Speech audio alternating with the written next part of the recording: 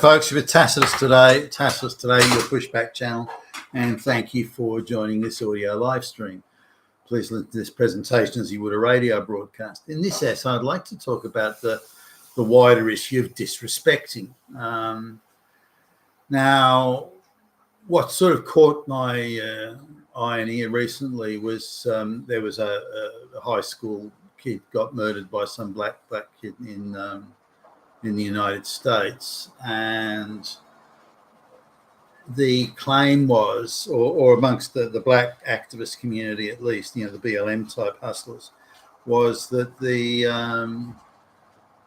white kid must have disrespected the black kid in some way, because this then makes murder okay. And one of the black commentators just casually mentioned, why do you think there are so many black on black murders in the United States? It's because of perceived disrespect. You don't have to do something really bad. Just a slight level of disrespect is enough for a murder to take place, or at least an altercation that escalates into murder. And that's kind of how things are in the black communities. And so, all right, then the white kid disrespected the black kid and got what was coming to him, and that's quite acceptable. Nothing wrong with that at all. That's the law of the street.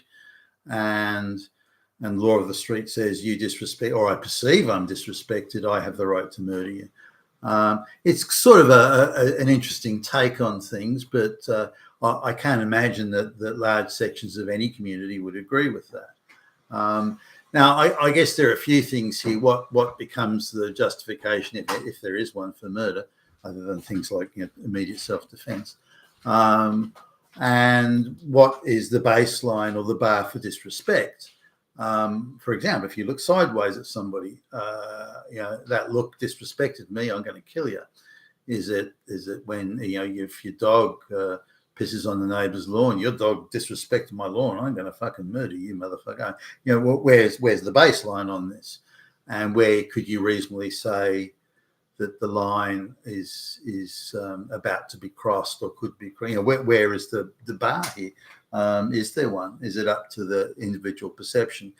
Now, we've become a professional disrespecting type society in the West, and disrespect has been invented and encouraged, and the flames of it has been fanned vigorously and aggressively by Western governments, NGOs, and so on.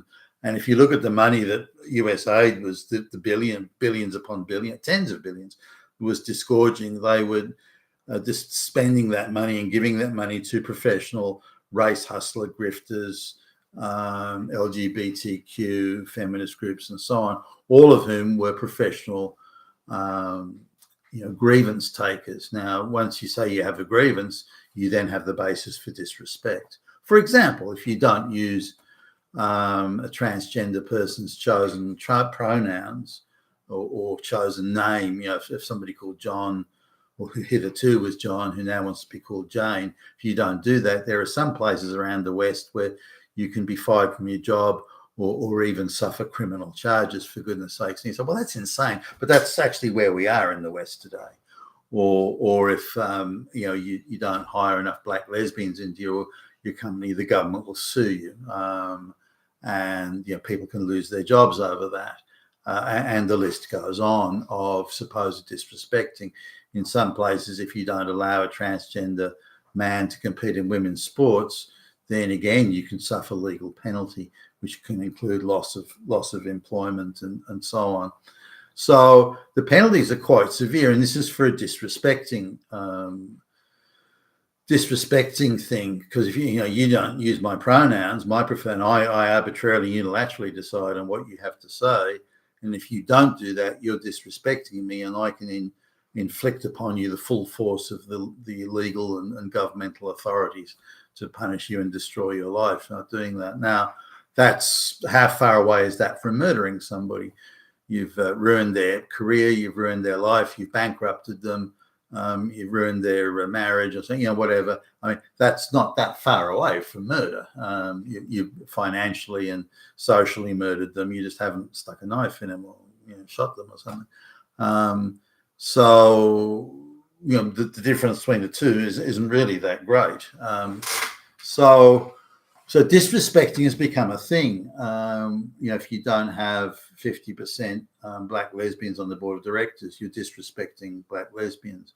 If you don't have so many trans, you're disrespecting transgenders. If you don't have so many, women in frontline combat roles, you're disrespecting women, and the list goes on and on.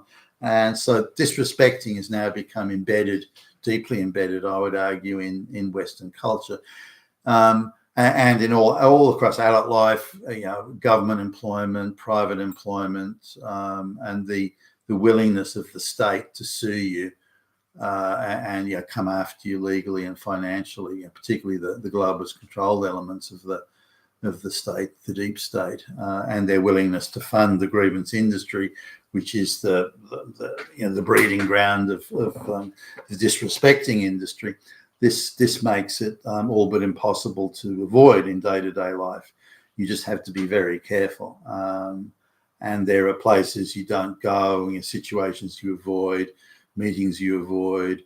If you see the pink-haired lesbian in the elevator and she's the only one in there, if you're a straight white male, you decide, oh, I might not go in that elevator, actually.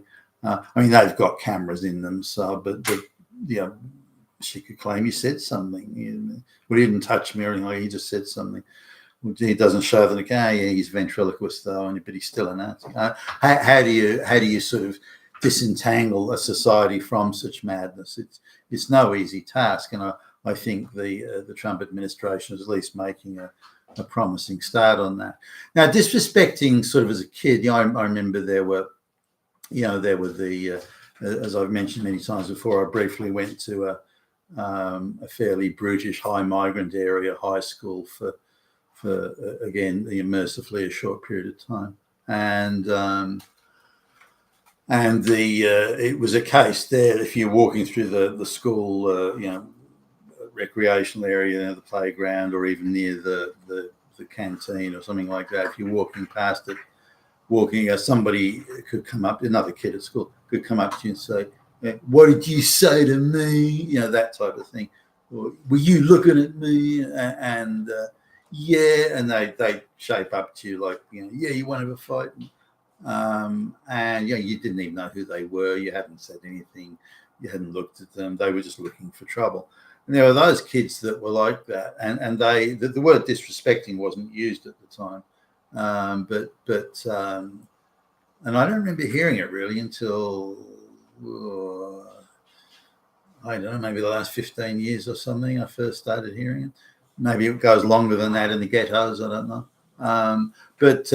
This idea of in the school playground, sort of, they'd invent the disrespect thing.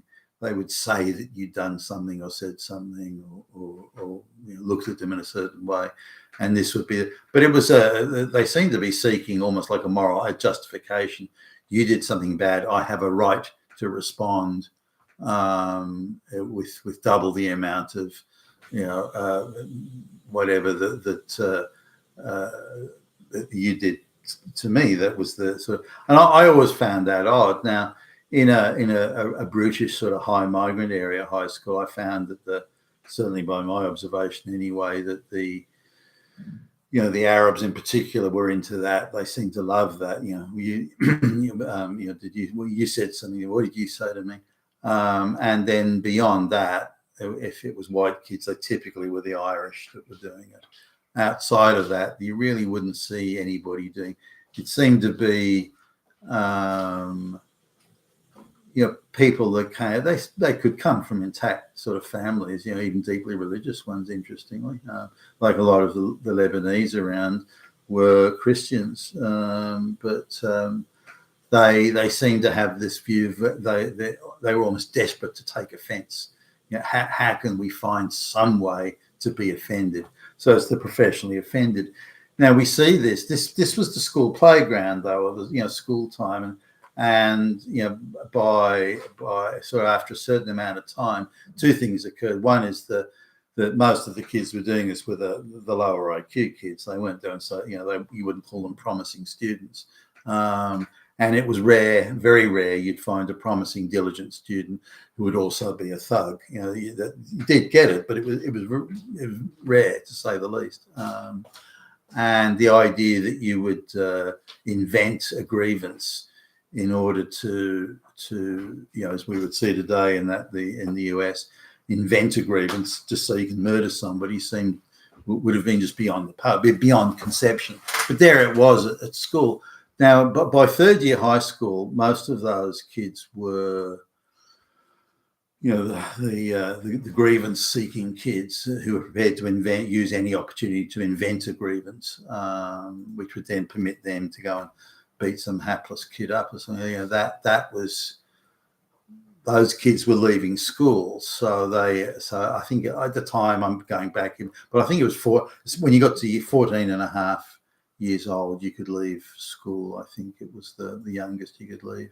So when 14 years and 6 months came around, the majority with just a few exceptions, the majority of the troublemakers couldn't get out of school quick enough. Maybe the fact that they were such poor students, whether they were stupid or lazy or both, but such poor students that they found school just difficult to put up with, and they wanted to take out their frustrations on others.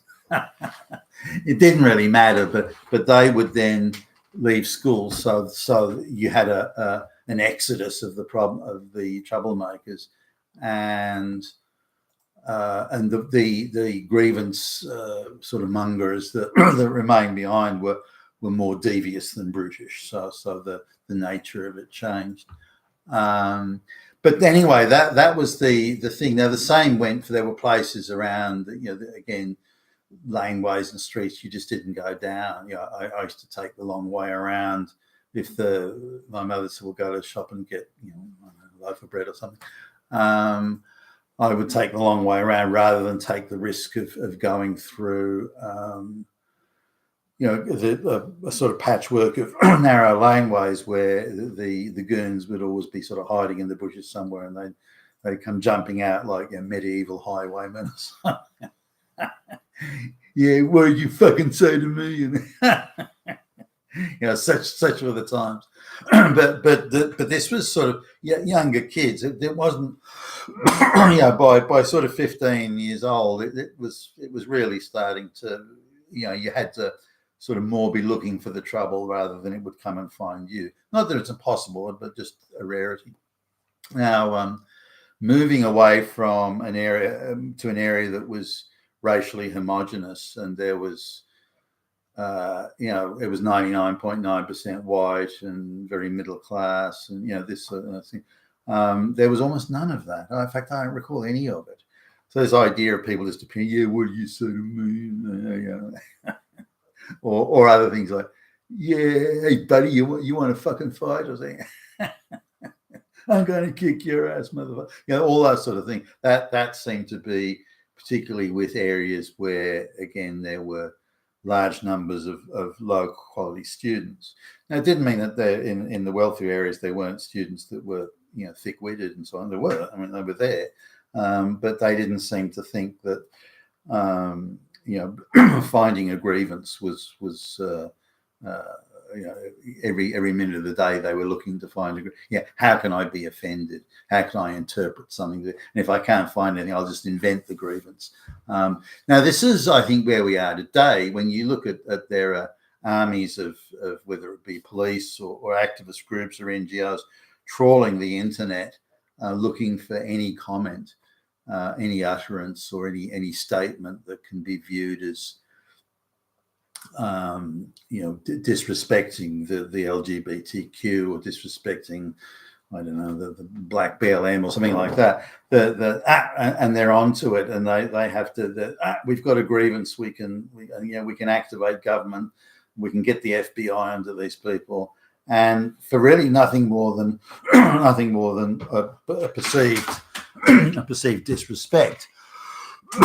Excuse me. When you look at the sort of people they're arresting in Britain now, as an example, and you look at the statement they've made or posted online, where I may look at it and go, I think that's ill-advised to post something like that. Nonetheless, that it requires 6 or 7 police officers to come round, the SWAT team, and bashing the door down, and kind of grabbing some granny and putting her in handcuffs and dragging her off. I mean, that's insane. But it's part of this disrespecting thing. So disrespecting for what are supposedly marginalized social power groupings. Then if someone from a higher social power grouping supposedly disrespects, and the bar is pretty low here, it doesn't take much to disrespecting, goes to and disrespects someone of a lower social power group, then that's considered to be criminal. And so we've embedded street ghetto type, childlike, juvenile disrespecting has been embedded in all social and political interactions all across the Western world. And I think it's part of the part of the fabric or part of the effort to undermine the social fabric of the West, to undermine social trust and so on. And whereas it was something that used to happen in schools in rough areas with 13, 14-year-olds, 12-year-olds, that's it used to happen there. Now it's happening. Now it's happening all over the Western world at all levels. The most senior levels of government and so on and so forth. The disrespecting industry is alive and well, and quite lavishly funded. And I think it's incumbent on all sensible people now to push back on that madness. You've been with tyhast today, your Pushback channel, and thank you for listening.